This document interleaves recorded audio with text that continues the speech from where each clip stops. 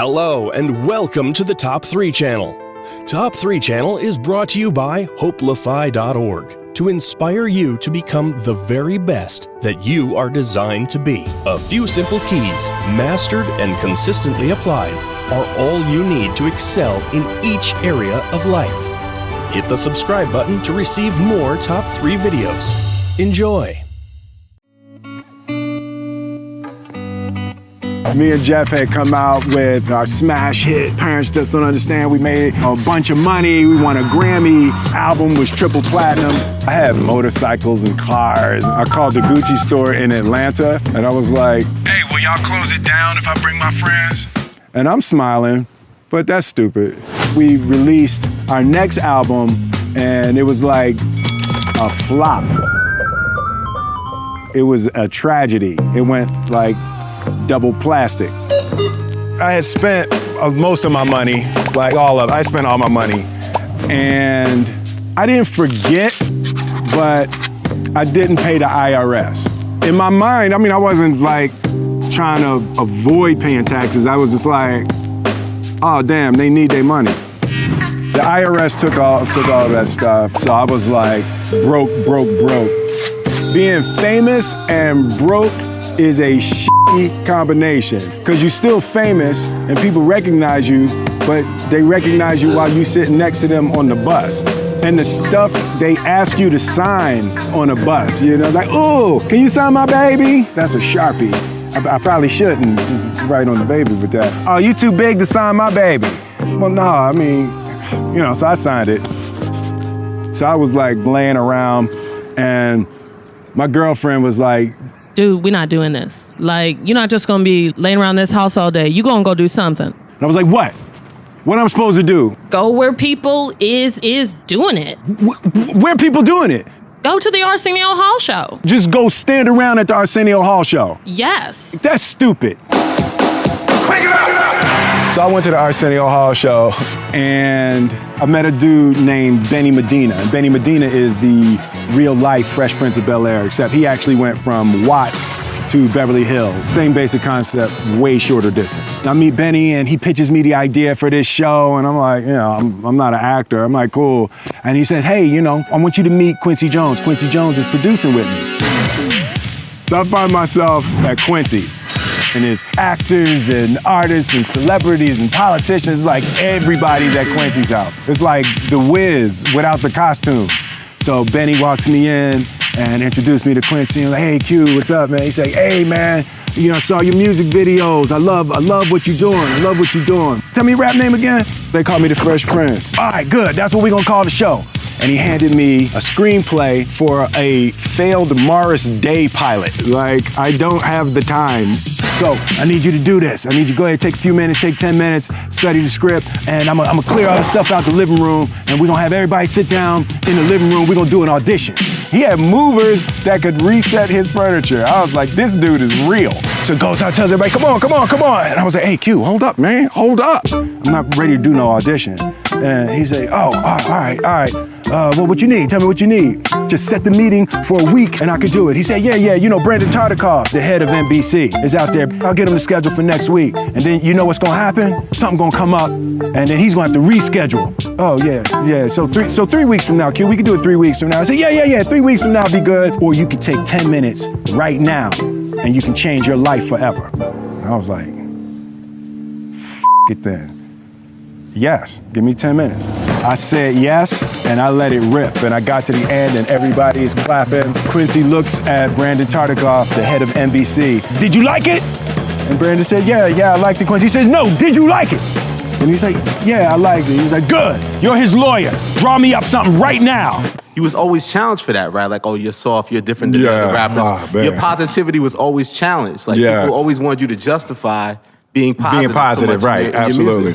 Yeah, no, that was a difficult time coming up, because it's like I'm from Philly, right? So during that time in Philly, it was Joe Frazier and Rocky. So a fist fight was common.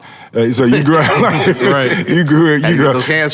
Chuck D he called it Pug City. He's like Pug City. He's like Chuck was like, damn, you can't go to Philly without getting in a fight. Right. So it's like I grew up in that. So for me to it was always difficult for people, to say I was soft and I was, my music was cotton candy and all of that. So I always wanted to fight to try to prove myself. But fighting yourself to maintain positivity is the hardest fight you ever gonna have, right? And it's like that struggle to just stay my course, to, be the person in the world that I wanted to be, no matter what people said. And it was, I started to call it offensive positivity, right? Like, I wasn't gonna be on defense with my positivity. I was gonna be on offense with it. Ocean is like the ultimate woman. She is beautiful and she will nourish you, but she will tear you to shreds also. The ocean is my worst fear. I don't know what it is or where it came from, but there's something about not being able to breathe. I've tried snorkeling before and I was hyperventilating. My 50th birthday is this year.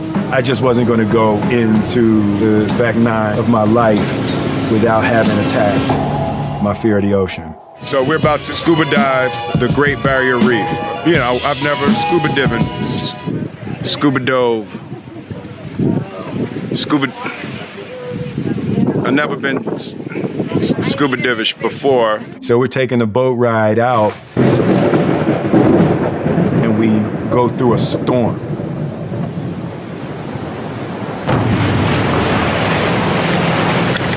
Reporting to you live from a storm on a boat. We're headed out to a dive site. Oh my goodness! How did you feel that? Did you feel that? Back to you in the studio, Sandy. Probably 25 years old in my mind, and I knew that I would be here one day. So I'm ready. This is stupid. All right, I'm not going. Come on, this will be the hardest part of your day. I know, right? Is it okay to punch sharks in the face? You're like, back up with your shark ass. Back up with your shark ass. Shark ass, back up. Shark jab. Yeah. I got it.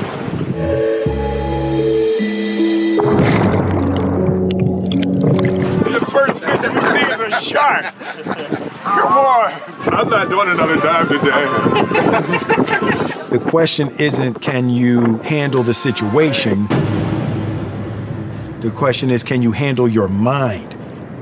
Can you manage the thoughts and the emotions that are trying to poison your progress? Forget managing the situation. Manage your mind.